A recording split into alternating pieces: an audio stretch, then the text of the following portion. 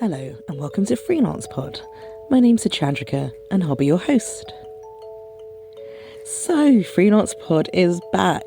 Yes, we've been on hiatus for a couple of months, but the podcast will now be back and you'll get a new episode every month.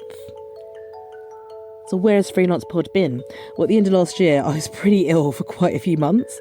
And then at the start of this year, I was working on a few other projects, all of which have pretty much been postponed and hopefully not cancelled, thanks to the coronavirus.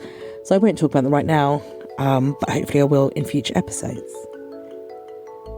So back to this episode. It is the live show from November last year when author Gemma Milne joined me on stage.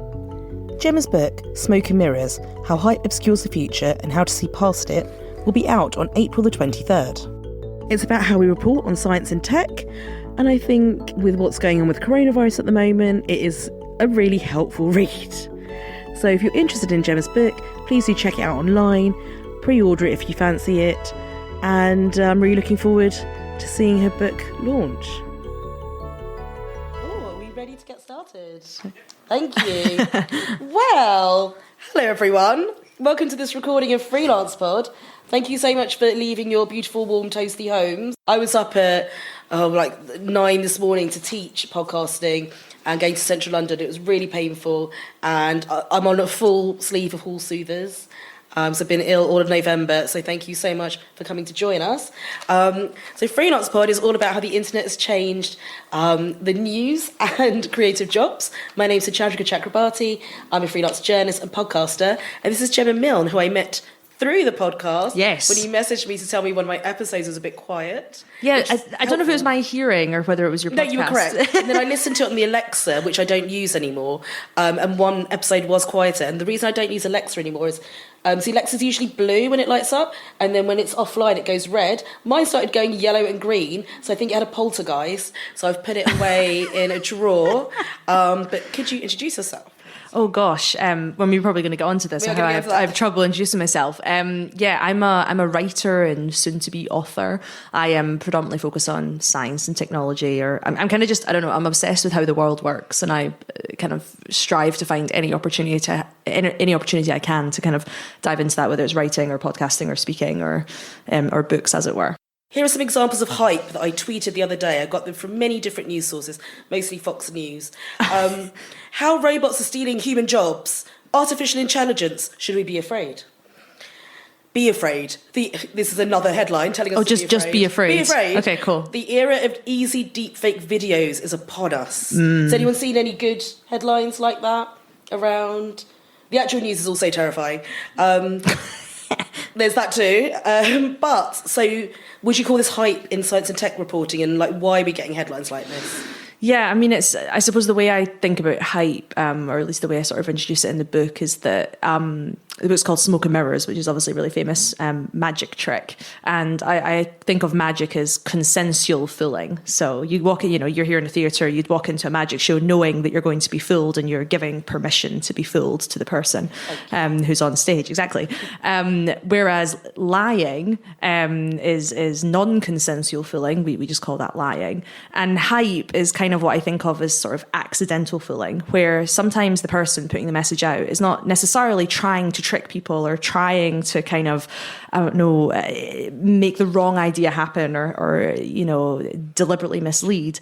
But because of sometimes lack of context or lack of information or whatever, the person reading it takes it in the wrong way, and then there can be sort of dire consequences as a result. So that's basically what I've written about. But I really think of hype as a tool, because at the end of the day, we need hype, right? We need to, say that quantum computing is really amazing, because otherwise we're going to go like, what is that? That's too complex. I'm not interested. So hype has some good uses. Yeah, for sure. Well, of course. Yeah, can you think of anything recently, anything that benefited from being hyped up?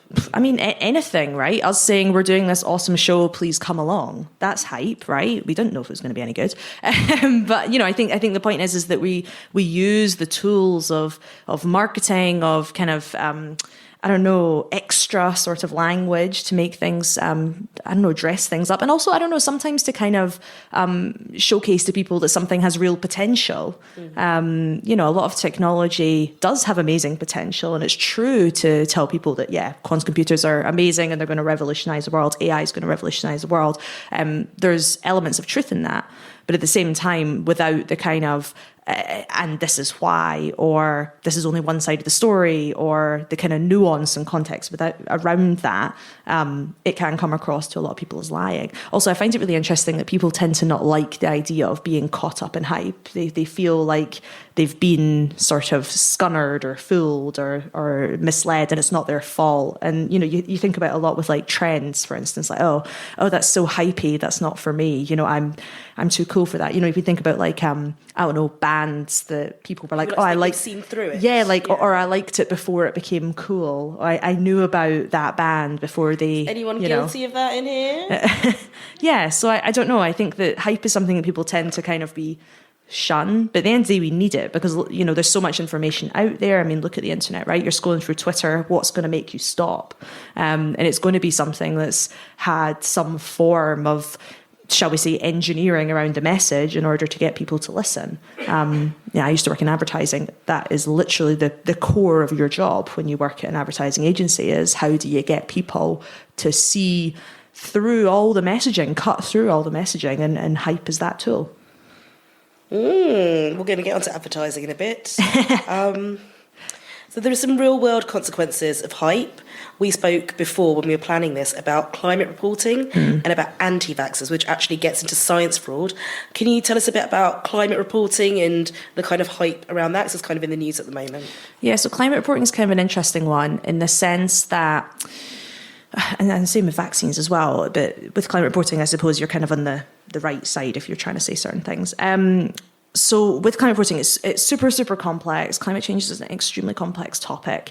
And sort of saying outright, the world is going to end because of climate change gets people to listen. And there's a lot of reporting that's like that, that's kind of amped up, like scary reporting. It's called climate crisis now. It's been rebranded. Yeah, and rightly so, right? But at the same time, without the nuance, it's quite easy to sort of unpick that. And the problem is that if you kind of go too far with a particular message and then somebody says, oh, but it's not true in this context, you kind of undermine the message.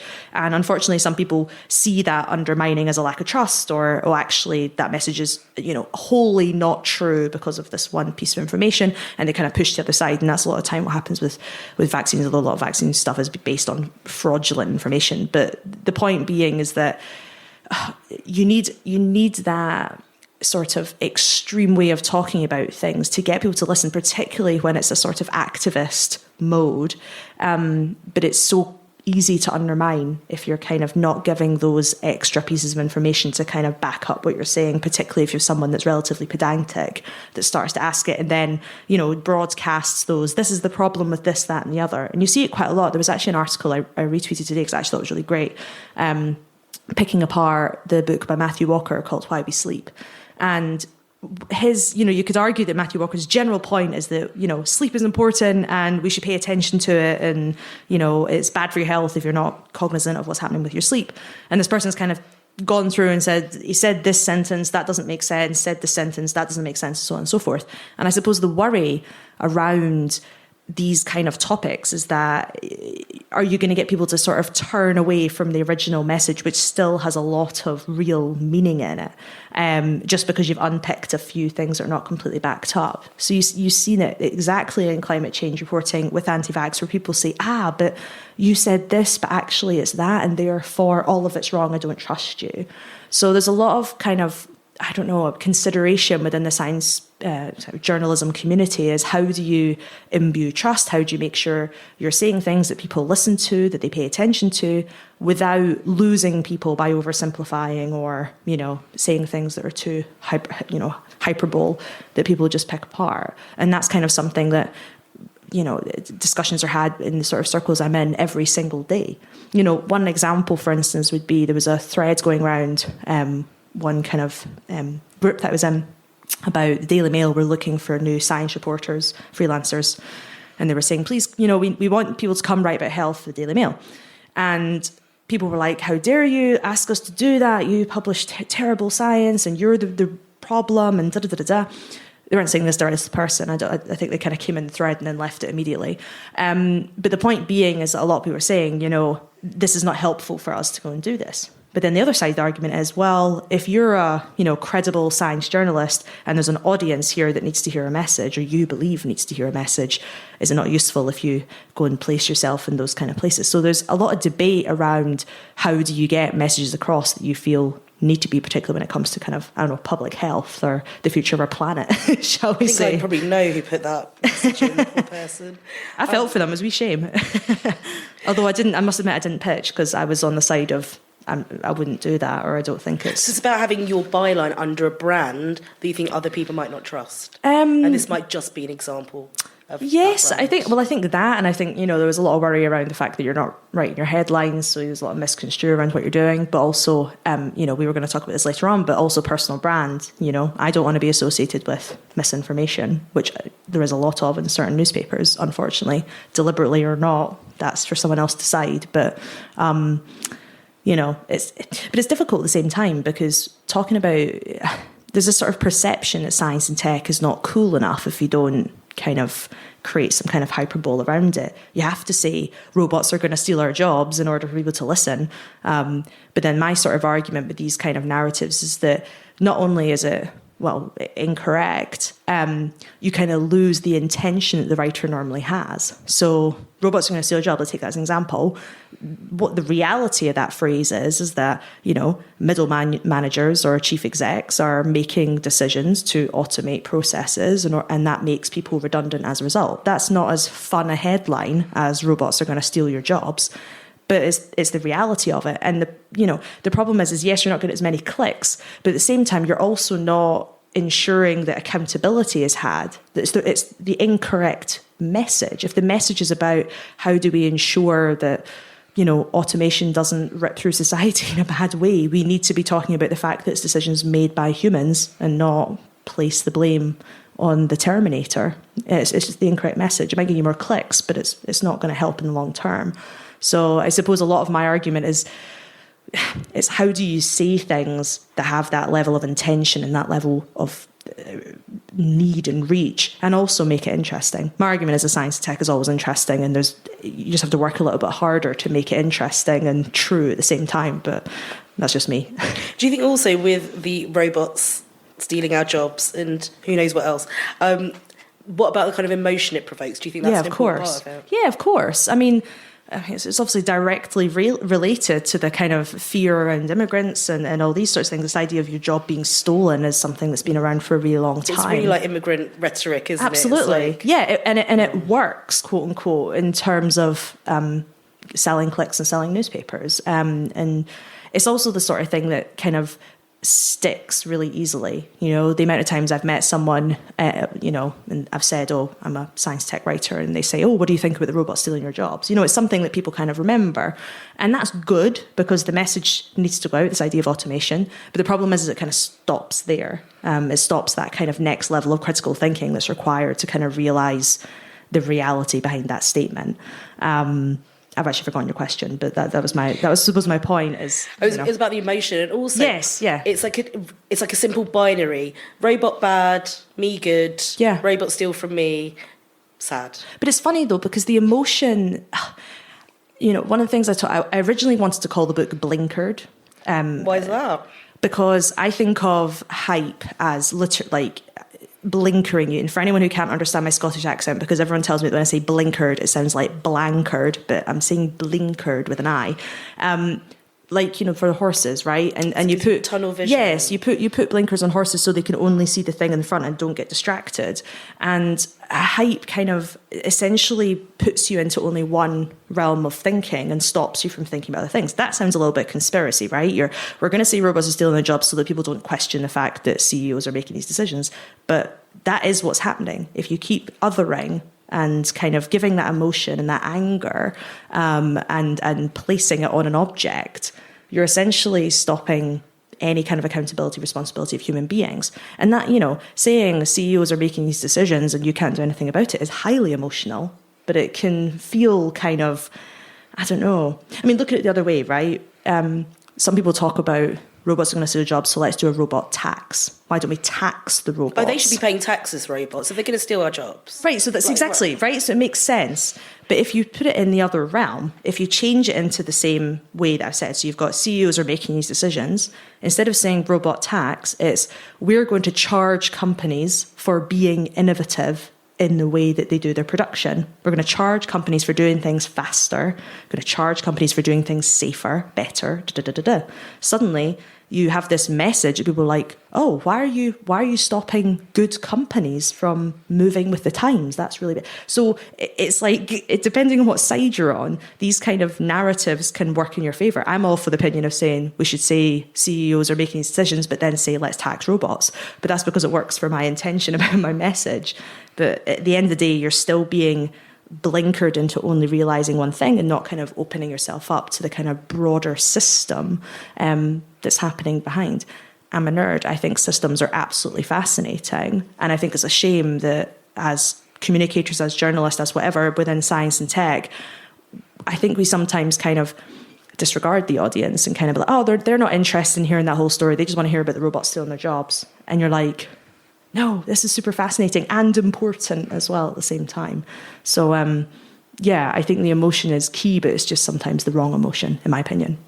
And do you think it also keeps the audience feeling helpless? I can't do anything about this wave 100%. Of robots or immigrants or name a third thing that's supposed to be bad. 100%. I mean, you see that with AI in general. This, we talk a lot about, the AI is going to take over or super intelligence, or we're going to get to the point, the singularity, when the intelligence of computers take over humans. Yeah, that is the definition of a singularity. Yes, some companies are moving towards and building general intelligence, but if you tar all AI, and I'm putting that in inverted commas because a lot of it isn't really AI, with one brush, you essentially give people a sort of ticket to be like, well, there's nothing I can do, so I can't really do anything about it. Whereas, we can vote in politicians that say they want to regulate. We can buy from companies that act better in that sense, or whatever, depending on your own moral standing. But the problem is if that information is not out, people just, as you say, feel completely helpless and also feel like they can't have an opinion on science and tech. I think, I studied maths at university, and every time I say to someone, I studied maths, you get two answers. You either get one person who says, oh, me too, or you get someone's like, oh man, I was terrible at maths at university. Oh, I can't do any maths. And there's this sort of fear around, I think, science in general. Like, we kind of feel insecure about not being good at it or whatever. And that completely shuts off people from feeling like they can be part of the discussion and part of the regulation, part of, it's great what's happening at the moment with all discussion on Google and Facebook, but that should be happening on a much deeper sense. People should feel much more empowered to do that. And I see it as my role to kind of try and allow that to happen, as opposed to just putting messages out because I know it's going to sell to an editor. It means my pitching rate is not always that great, but... And also most journalists have arts backgrounds themselves. Well, I don't necessarily think that's a bad thing. I mean, I think it's about empowerment and, letting people say it's okay for you to have a view on that. If anything, we need more people with more kind of diversity in thought picking apart tech. If we only have people that have tech backgrounds picking apart tech, I mean, we're not really going to move very far forward, I don't think. So, but the problem is, I think a lot of people that I speak to sort of say, oh, I could never write a piece about quantum computing, or I don't have the ability to research biotech or something like that.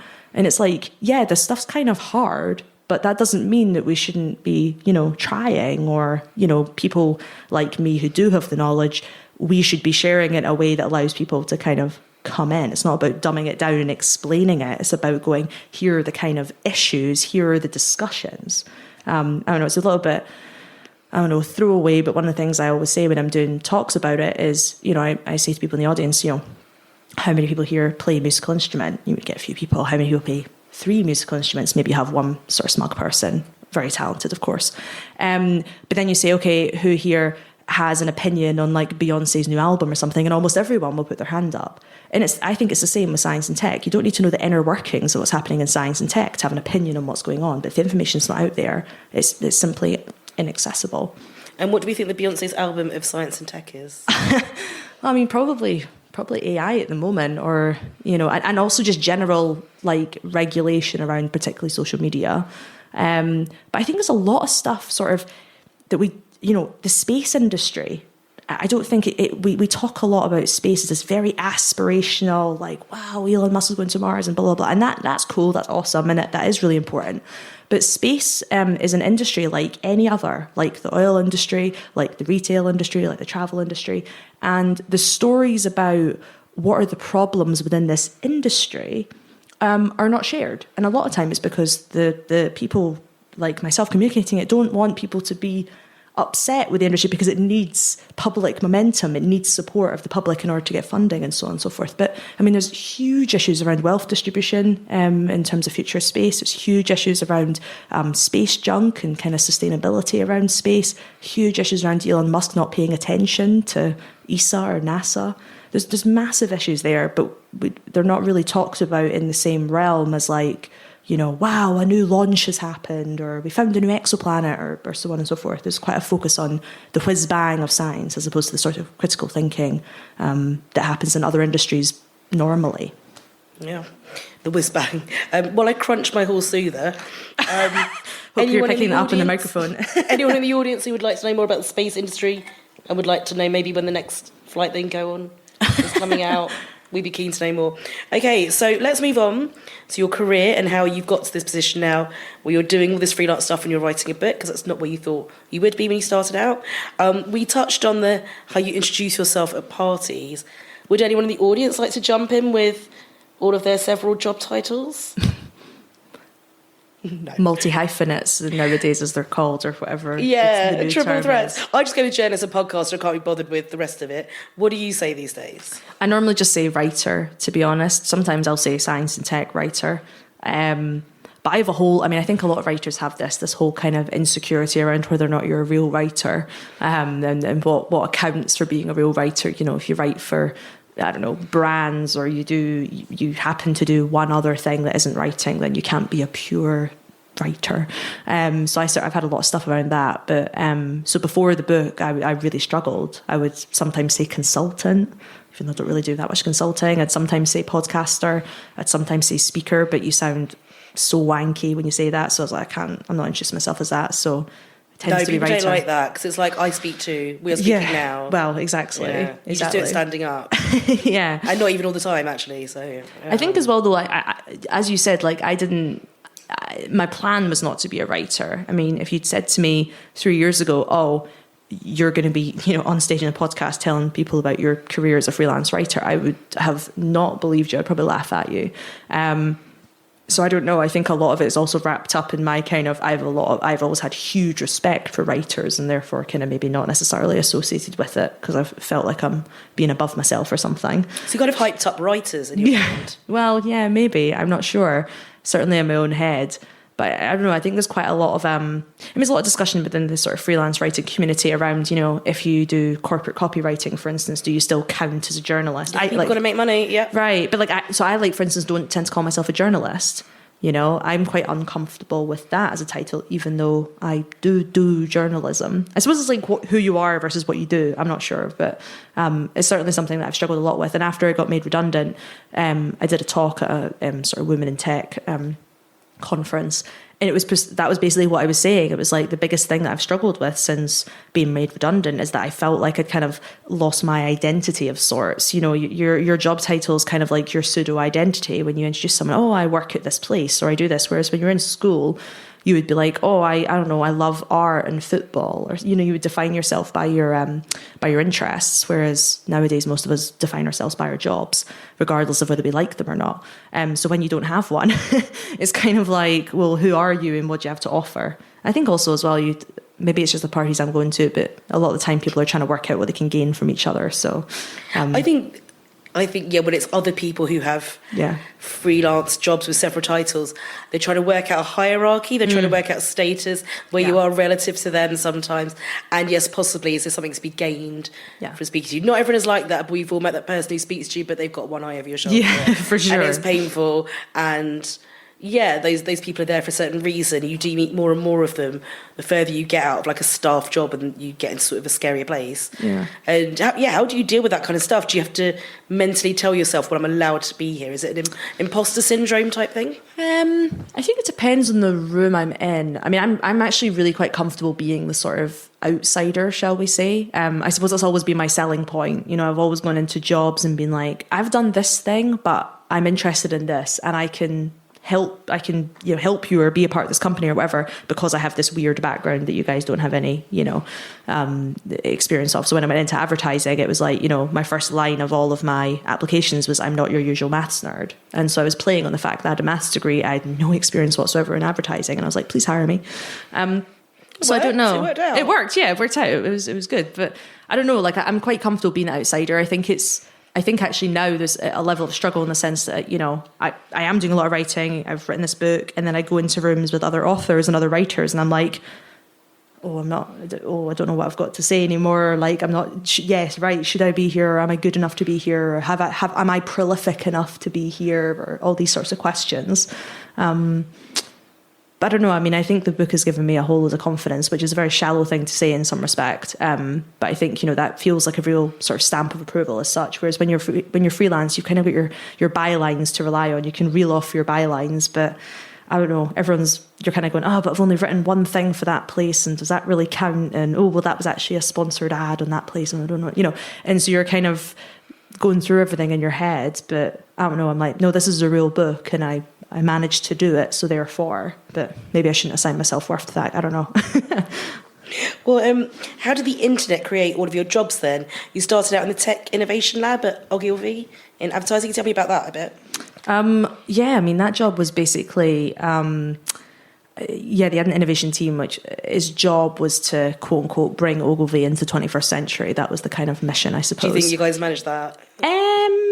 Yes and no. Probably not. I mean, it got shut down, hence the redundancy, so maybe not. But I think my job was essentially to just go around the world, find startups, talk to them, That's and a great try. job. Oh yeah, I mean, it was an amazing job. Like it opened up my world in an incredible way. I mean, my jobs before that had been your sort of standard early career London jobs. So, for me, that was the kind of the career making move, shall we say.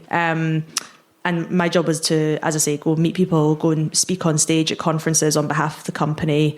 Do a lot of inspiration stuff. So I'd be hosting events or conferences within the company to try and teach people about, AI or Internet of Things or whatever. It's all sort of tech related. And bring in really interesting companies and startups to inspire people, but then hopefully to try and create partnerships. So I don't know. I mean, the internet, how does the internet change my job? I mean, it made it doable because there was no real way of tapping into that world as a complete newbie. So it kind of created it. Right. Yeah, completely. And, after redundancy, like I think because I was doing a lot of speaking as a part of my job at Ogilvy. And so I was kind of known as I hate the term, but I suppose a bit of a thought leader within the advertising industry. And I was young and female and worked in tech. So, you've kind of got that brand around you.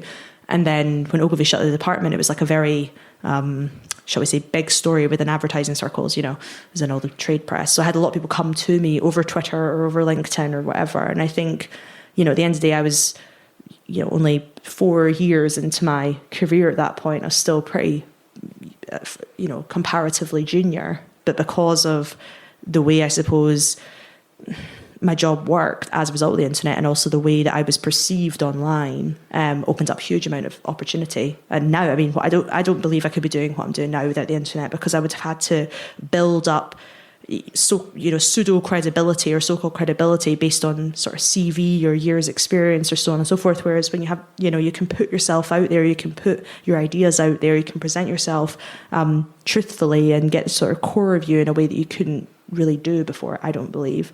And at the end of the day, I know that, my Twitter follower account played into the decision of the publisher to take my book, whether that's right or wrong. I don't have that many followers on Twitter, but I have more than a couple thousand. So I suppose they sort of see me as a credible person because I have these followers, and that worked to my advantage. But, Do you think there's stuff that people in staff jobs can do internally to raise their profile and to kind of stand out a bit? Because that can be quite difficult and be something that's really stressful for people in in like full-time jobs? I mean, if that's what you want to do, I mean, it's if you want more, there's always more to be done. I mean, when I was at Ogilvy, I started like a little mini newsletter internally because I wasn't really getting to work. This is before I was into the lab job.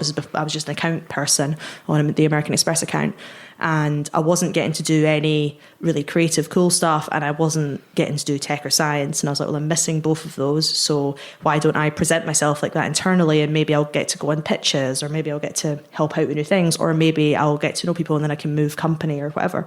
So like I did that, helped out with a conference about Internet of Things, which is how I got the job in the innovation scheme. I just put my hand up and said, hey, do you need any volunteers? But, you know, that's not for everyone. Some people spend enough time at their desk and at the company and all of that. You know, it's hard because it's all unpaid, and you can be quite resentful of the fact that you're doing all this extra stuff and for such a long time it doesn't get rewarded. And because my job that I was there and getting paid to do didn't include any of that, every time I'd go into, you know, one of my reviews, my yearly reviews, they'd be like, yeah, you're doing your job well. And I'd be like, cool, can I get promoted? And they're like, yeah, well, you're doing your stuff, like these are your goals. I'm like, I'm hitting all of them and I'm doing all this extra stuff, but the other stuff didn't count as such. So there was a lot of frustration there, but at the end of the day, I wouldn't have got that next job, and I wouldn't be where I'm at now had I not put in all that work. So I suppose it's your kind of how satiable you are to having to do extra and hope that you're investing your time and energy and so on and so forth into something that's going to pay off eventually. It's trying to stand out, isn't it? Yeah. I think it's much harder these days. And can you tell me a bit about just how that redundancy kind of felt, and did it kickstart you in a way that if you hadn't have been pushed, you might not have felt like, right, let's do this? Oh yeah, definitely. I mean, so I've been doing this, as I mentioned, I was doing like a lot of speaking on behalf of the company, and I had quite a lot of people say to me, oh, you're a good speaker, like, you know, you can get paid to do this, and da-da-da-da-da. And I was like, well, I can't on my Ogilvy contract, because anything I get paid goes to the company.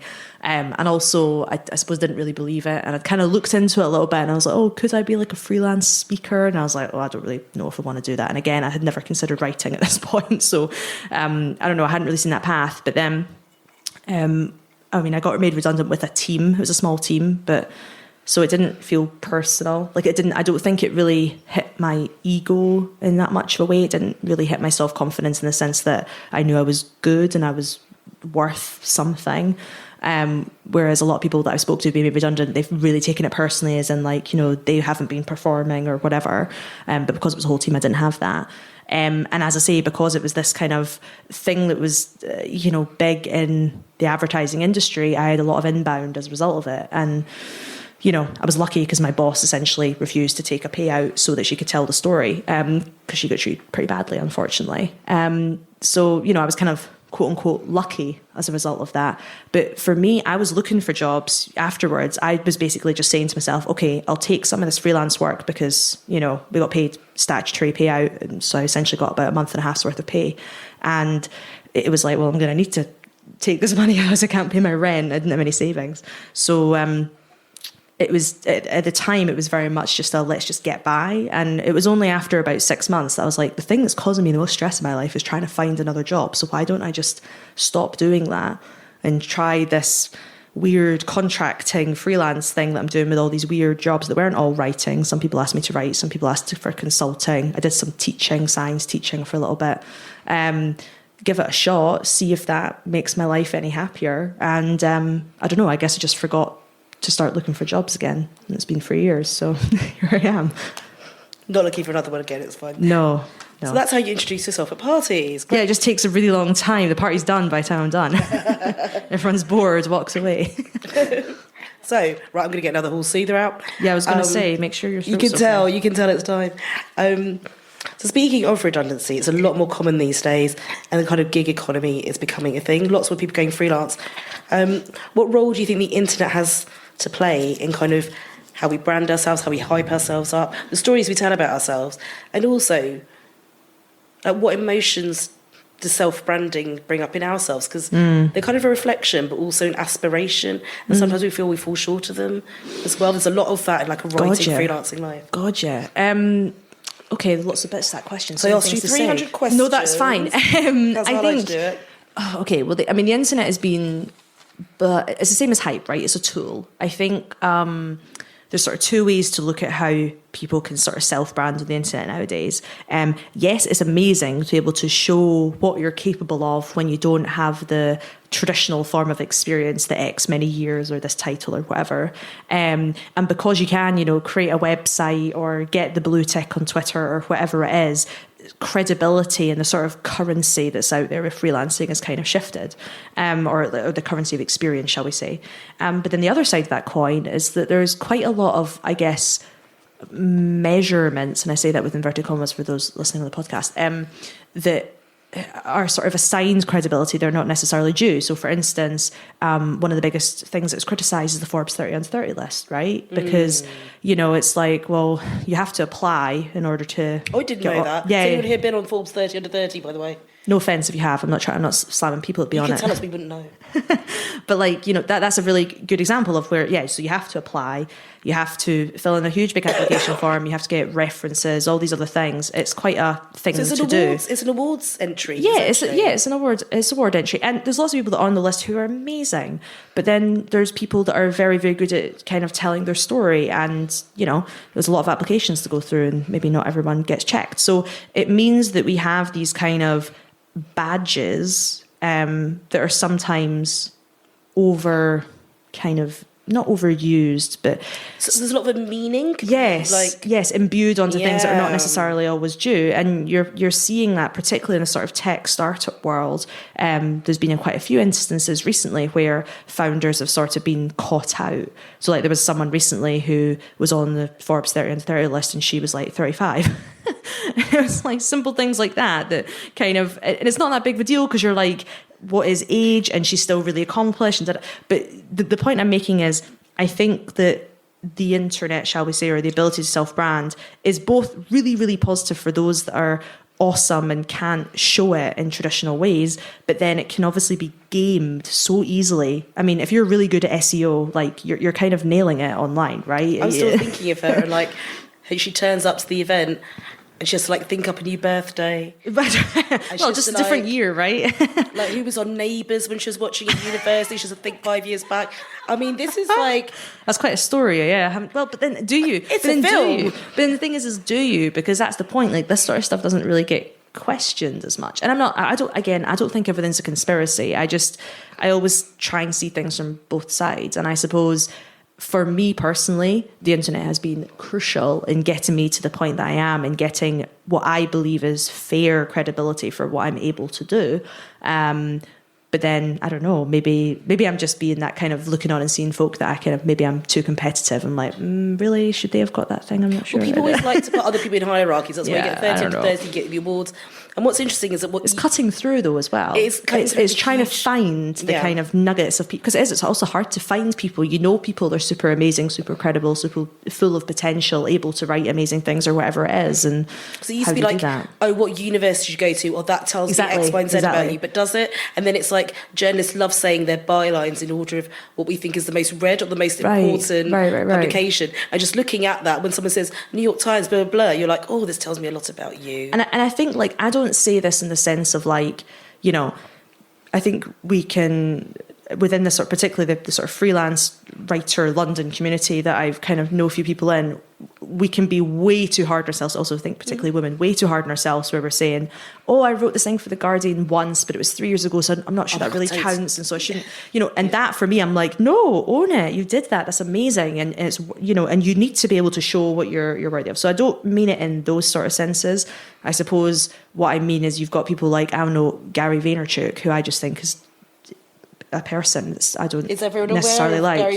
Gary V. How do we describe him? Oh, he's a marketing hype man. I mean, he got well known because his agency did quite well, and then he kind of became the thought leader within marketing. And his videos are very I don't know, inspirational and very It's very American. It's very just like, this is all you have to do in order to be successful, kind of like Tony Robbins, right? And I think that's where the internet becomes problematic, in the sense that a lot of people kind of place inspiration, aspiration, on people that have big followings. And it's like, we don't always necessarily know how someone has got a certain following. And particularly from my perspective, I'm thinking, if those messages are not correct or hyped up or whatever, that's when it becomes dangerous, you know. And they become amplified. So having these big exactly. followings means that whatever they say on Twitter or whatever is then going out to millions of people. I mean, look at Elon Musk. Like he tweet, like lots of journalists wouldn't report on him because he literally sends his haters, or well, his fans who become haters of said journalist, on them if they write one critical piece about him. He has a lot of power in that respect. Any Elon Musk stands in the room? I mean, he's done cool things, but he's also problematic in many ways. And I think that's what I mean. I think sometimes the internet kind of can polarize the way we think about things and doesn't allow for nuance and doesn't, you know, some things can get oversimplified. And it kind of allows someone like him to run free because he's smart. There are things he can do, but maybe emotionally he runs all over the place a little bit, and the internet kind of. Well, he's a CEO of like however many companies. Like he's probably, you know, he's a busy man. He's got a lot to think about. Got rhymes to look after.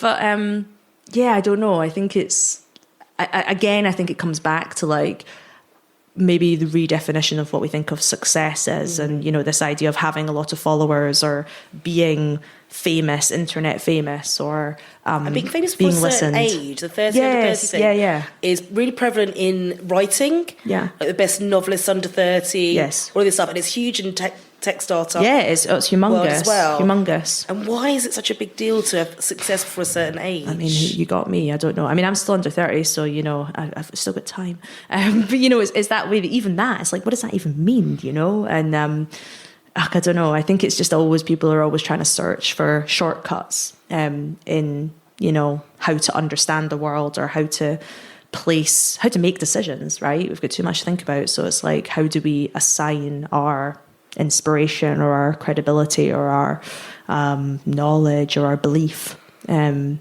you've got all these different conflicting pieces of information? You have to find some kind of shortcut to do it. And they're really young. Great, I'm impressed. They're young, but they've done that, so therefore or they're young and they have X many followers, or you know.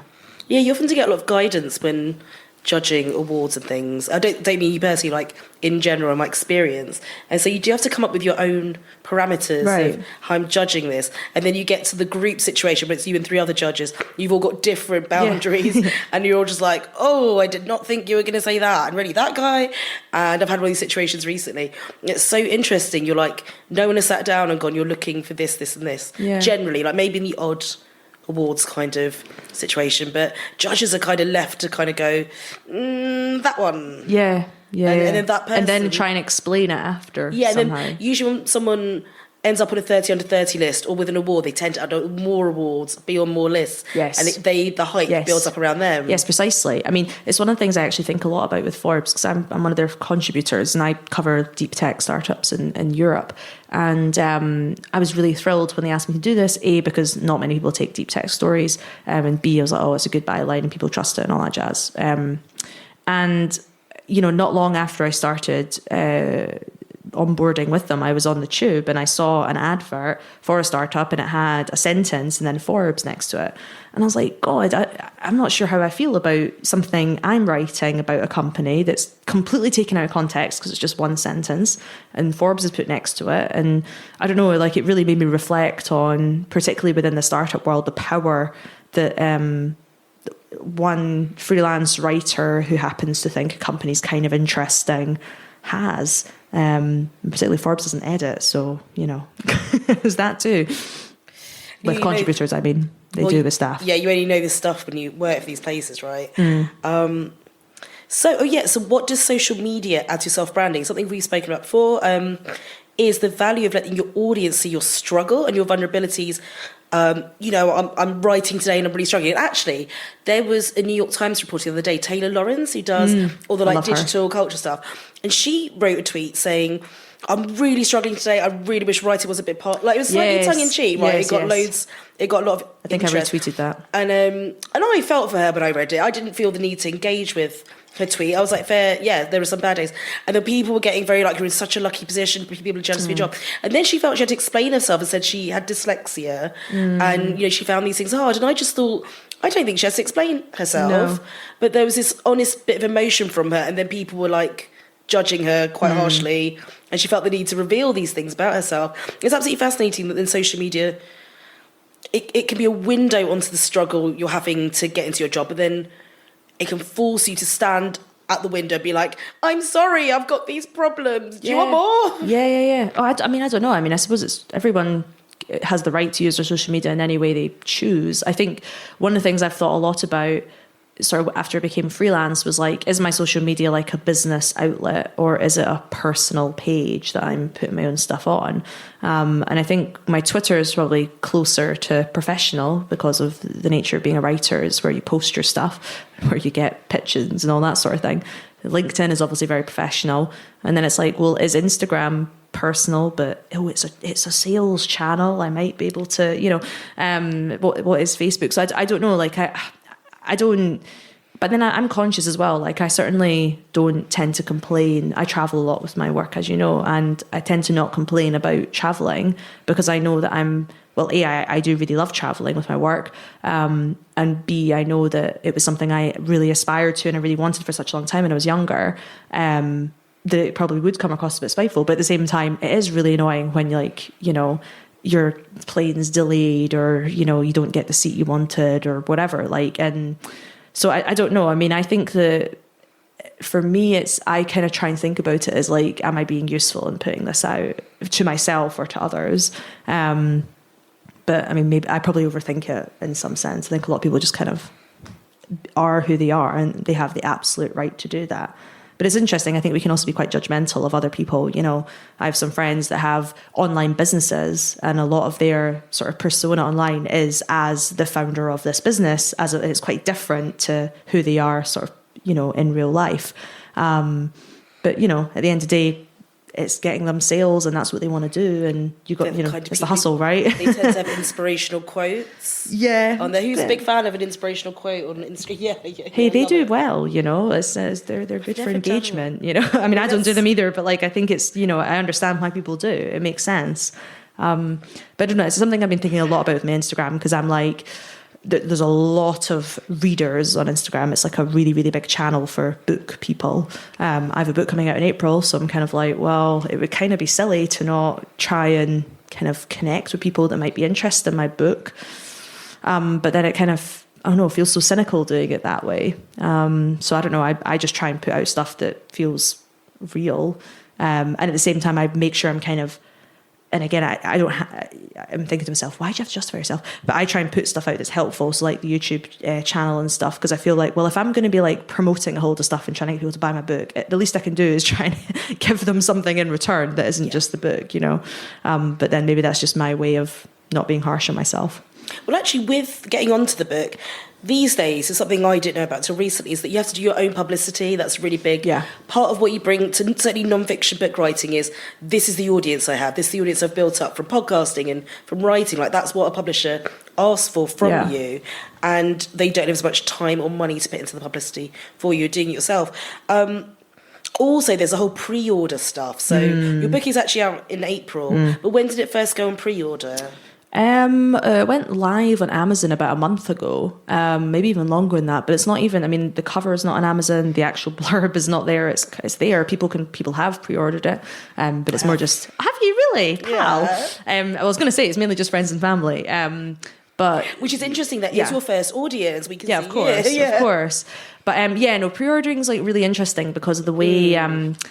It's economics of books is so fascinating as an industry, but basically the way that lists, so like Sunday Times bestseller lists or the New York Times bestseller list, whatever, they operate on a week-on-week basis.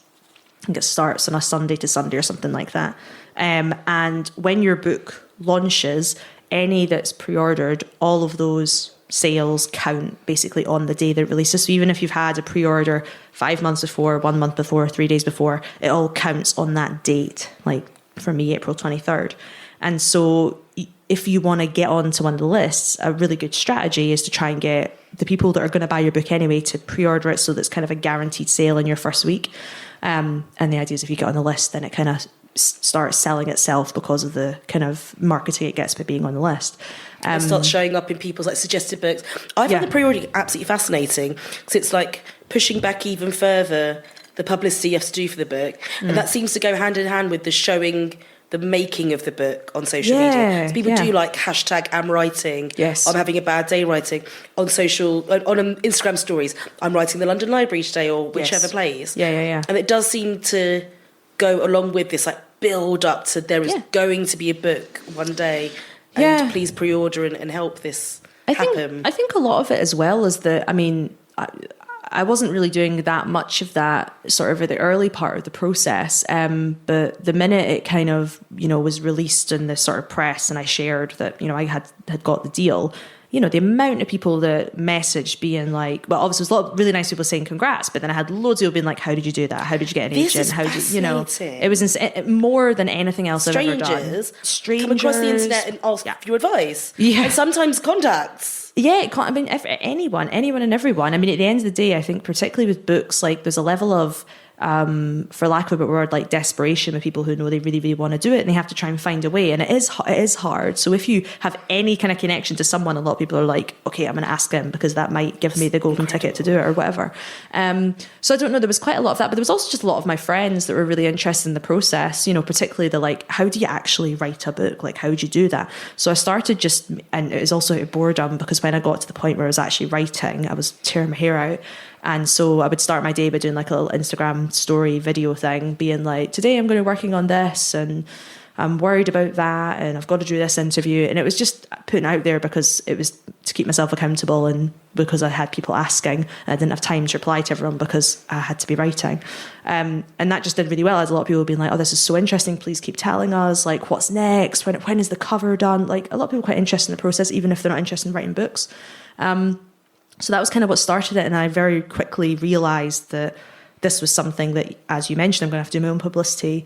Readers and other writers are the sort of people that buy books more than sort of any other audience. So there's a sort of cynical angle there where I'm like, well, if I'm playing a role and being helpful in this kind of industry, you're building an audience to some degree. And also because like the book I'm working on, the next book I'm working on is actually not really about science and tech. So if I build up a kind of audience that's not just science and tech people, I'll really struggle to sell a book that's not about science tech if only people that listen to me are science tech people. So, but also, I don't know. I feel like I'm always a sort of person that doesn't really come through an industry as a junior and kind of, learn how things work over a long period of time. I'm quite good at like Googling an industry and trying to work out how it works and then kind of coming in from a strange angle, shall we say.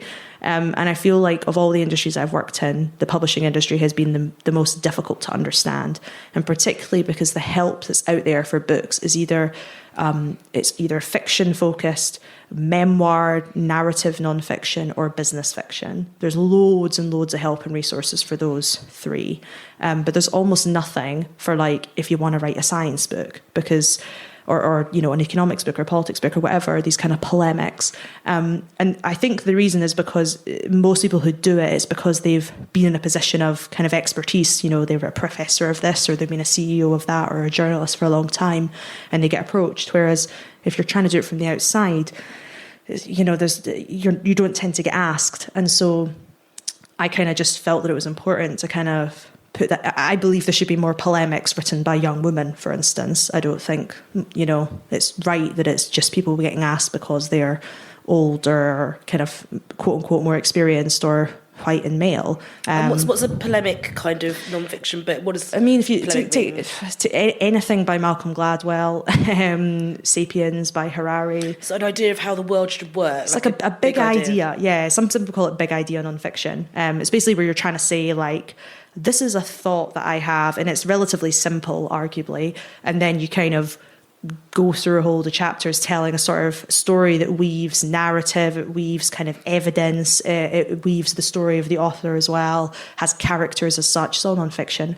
But it kind of convinces the reader of something, and you kind of go on a sort of journey of changing your viewpoint on the world as a result. And so mine fits in that kind of genre, shall we say. But I found that there weren't really that many women and not very many young people that were other authors of that kind of ilk. And I don't know, I think it's a shame because it's a lot of work, but I don't know. I think a lot of people are very, very capable of doing it and they just don't know that they can. And I think in a digital age as well, knowledge isn't all concentrated in people who have 30 or 50 years. And I think there's something to be said for looking at things from different angles and not kind of, I think it's amazing to get expert knowledge out there, and that's needed, and that won't stop happening. I don't need to campaign for that. But I do think there's something worth being said where you take a topic and then go, I'm going to kind of look at it from this angle and see if I can come to some conclusion about it. And I mean, at the end of the day, that's kind of the job of a journalist most of the time. And I think that there's a hunger for this kind of writing at the moment, this kind of letting you try and understand a topic more deeply than just the facts. And a lot of that stuff just doesn't get commissioned as much. The internet moves too quickly for those ideas to... Maybe, I don't know. I mean, the whole point of a polemic is you're meant to write something that lasts a really long time.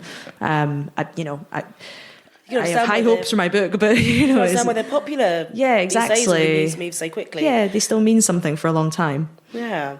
So we've come to the end, and what we do on every episode of Freelance Pod is have 3 top tips from my guest for someone who might want to follow it in your footsteps. So do you have 3 top tips? Oh my goodness, I should have prepared before I came. They can be things I forgot you've about this. said. Okay, I think the first one that I normally say is don't do your time. I kind of hate this idea that you have to be in a position or a job or a certain title for a certain amount of time before you're quote unquote allowed to progress, or you've got the credibility, you've got the 3 years on your CV. I say don't do your time because I believe a job is a job and not a prison sentence. So that's one thing. The second thing is, it sounds a bit silly, but like you can literally Google anything. Like you really can. I mean, I got my agent for my book from Googling. Like I Googled another author that I kind of thought, I'm not the same as him, but I'm kind of in the same sort of realm. And so I just typed in Jamie Bartlett agent, and then I found their website and then I emailed them. Like that is genuinely how I did it. And obviously there's other stuff that comes into that, but the point I'm making is you can learn how things work, and you don't necessarily have to email someone and ask. Like if you're a good internet sleuth, I think you can work out how anything works. What you're saying is the other 50% of the internet who hasn't emailed you to say, how'd you get your agent yet? Yeah, just Google Doesn't it. Have to do Google it. Seriously. No, but I mean, I understand that it's hard, but at the same time, I do think the stories are out there. People are sharing these things. It's not just about reading the industry kind of instructions. There's lots of people that share their stories, and you can find them if you spend a bit of time. Third piece of advice. It's always the hardest one. I don't know. I mean, I think I have a lot of people ask me about how to get into writing. And I always find it really funny when they ask me this, because I really don't see, other than the book, I really don't see myself as a very prolific writer. I know. How many words are there? I know, it's 109,000. I know, other than the book, I kind of don't think of myself as this really prolific writer. And, but anyway, the biggest piece of advice I always have for that, because I know there's probably quite a lot of freelance writers listening, is that literally anybody can pitch. And this is something that took me a really long time to work out. Like, editors, you can find their email on the internet like unbelievably easily, and they will take stories from anyone, because at the end of the day they're trying to fill their newspapers, as long as it's a good, or their internet spaces, it's like pixels, whatever. I think it took me a really long time to accept that I didn't have to have a journalism degree. I didn't have to have worked at the Times or whatever for how many years. I didn't have to have done any of that stuff. I just had to write a pitch in a nice way and send it. And there's like a million guides online on how to pitch. So that's always the first thing I say to people is like, if you want to do journalism, be my guest, but I have no experience in that. But literally anyone can pitch. You don't have to be what you, it's funny because I say this, you don't have to be what you perceive to be a writer in order to be a writer. If you write, you're a writer. I should really listen to my own advice, maybe, I don't know. Well, thank you so much for being my guest in this edition of Freelance Pod, and thanks to the audience for listening to us. And that's it. Woo! Who fancies going to the bar now? Yeah? Bar time. Thank you. Let's do it. Thank you. Good job for surviving on your I didn't have halls. the full lot, guys, so it's a good one. Oh my God. We managed. Thank you, spoke. Thank you for guys that. for coming. Yeah.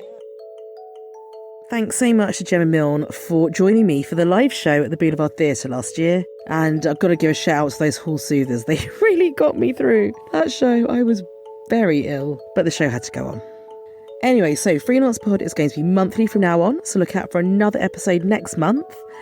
And I always love to hear what you think of the episodes. Please do give me a shout over Twitter or Instagram or whatever you fancy.